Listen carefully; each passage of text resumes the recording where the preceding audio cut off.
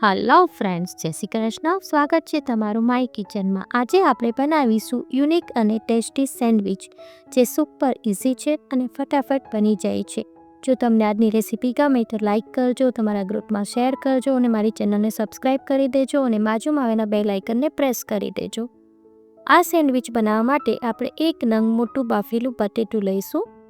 બટેટાને આપણે ખમણી લઈશું. પછી 2 ચમચી તેમાં ઝીણા સમારેલા કાંદા ઉમેરશું, 2 ચમચી છીનેલું ગાજર, 2 ચમચી કેપ્સિકમ, બધું એકદમ બારીક સુધારવાનું છે આપણે. પછી એમાં 1/4 ટીસ્પૂન મીઠું ઉમેરીશું, 1/4 ટીસ્પૂન લસણની ચટણી ઉમેરીશું. પછી આપણે 1 મોટી ચમચી ગ્રીન ચટણી ઉમેરીશું. ગ્રીન ચટણી આપણે ઠીક લેવાની છે. તમારે ગ્રીન ચટણીની રેસીપી જોતી હોય તો નીચે કમેન્ટ બોક્સમાં મેં લિંક આપી છે. પછી બધું જ બરાબર મિક્સ કરી દઈશું. પછી આપણે 4 સ્લાઇસ બ્રેડની લેશું. પછી એક મોટા કોઈ પણ કટોરીથી કે આવી રીતે કંઈ શેપ આપવાનો છે. આપણે રાઉન્ડ શેપમાં એને કટ કરી લઈશું. જો આ રીતે બધી કટ કરી લઈશું. પછી એના ઉપર આપણે બટર લગાવીશું. બધી સ્લાઇસમાં આપણે બટર લગાવી દઈશું. આ સેન્ડવિચ દેખાવમાં એટલી મસ્ત બને છે ને કે જોતાં જ ખાવાનું મન થઈ જાય, એટલી એટ્રેક્ટિવ બને છે અને બહુ ફાસ્ટ બની જાય છે. પછી એના ઉપર આપણે આ મસાલો લગાવીશું. જો આ રીતે 2 સ્લાઇસમાં આપણે મસાલો સ્પ્રેડ કરી દેવાનો છે.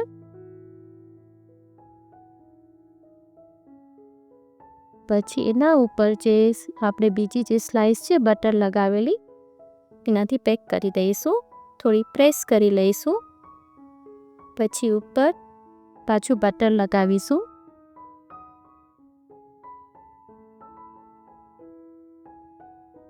પછી આપણે એને મીડિયમ ફ્લેમ પર તવા પર શેકીશું.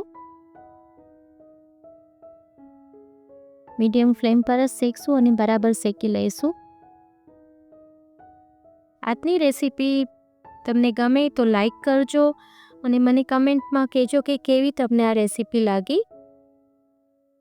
જો પછી થોડું પ્રેસ કરી અને એને આપણે શેકી લેવાની છે. આ રીતે આપણે બંને સાઈડ શેકી લઈશું બરાબર.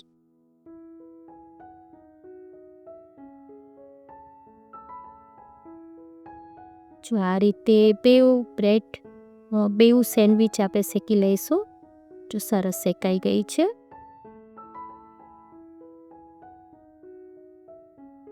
હવે આપણે એને કટ કરીશું. એકદમ વચ્ચેથી 2 પાર્ટમાં આપણે કટ કરી દઈશું. જો આ રીતે 2 સેન્ડવિચ આપણે કરી લઈશું.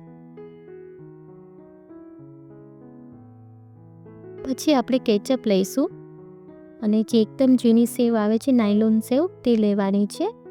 બોર્ડર પર આપણે આ રીતે કેચઅપ લગાવીશું. જો મેં આમાં દેખાયું છે એ રીતે તમારે લગાવવાનું છે કેચઅપ. પછી એને નાયલોન સેવથી કોટ કરી લઈશું. જો કેટલી એટ્રેક્ટિવ લાગે છે ને એકદમ ઇઝી, જોતાં જ ખાવાનું મન થઈ જાય એવી બની છે આ સેન્ડવિચ. ટેસ્ટમાં બી બહુ જ ફાઇન લાગે છે અને એકદમ ઓછા મસાલાથી બની જાય છે. જો આ રીતે આપણે બધી બનાવી લઈશું.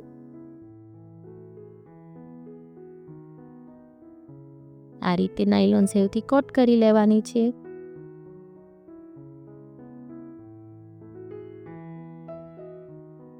ફરી મળીશું એક નવી જ રેસીપી સાથે. Till then bye bye.